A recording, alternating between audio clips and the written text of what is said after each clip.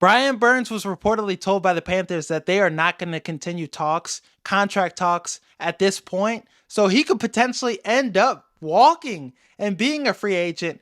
I think it's more likely that they'll tag him and potentially tag and trade him.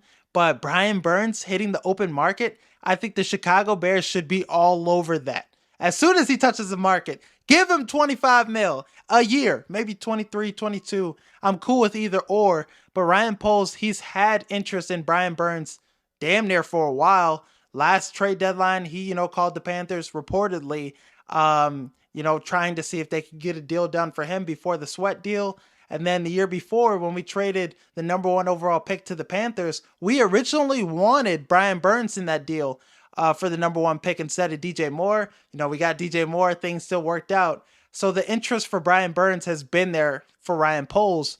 And we have our defensive coordinator, Eric Washington. He's coached Brian Burns. Brian Burns has a high level of respect for Eric Washington. He's spoken high regard of him in one of his interviews. So that connection, reunite him in Chicago. You could get him. You have money, 80 mil in cap space. So you have the money to afford this.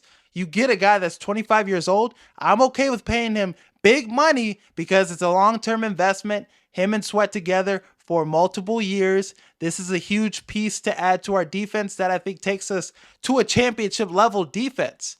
We're not that far away without, getting Brian Burns, but adding him and Montez Sweat together, two pass rushers that are going to be double-digit sack guys, the best pass rush since 2018. It would be scary in Chicago if Brian Burns could come to Chicago. And I think this is a move that could very well happen if he hits the market. Ryan Poles, you need to be all over it.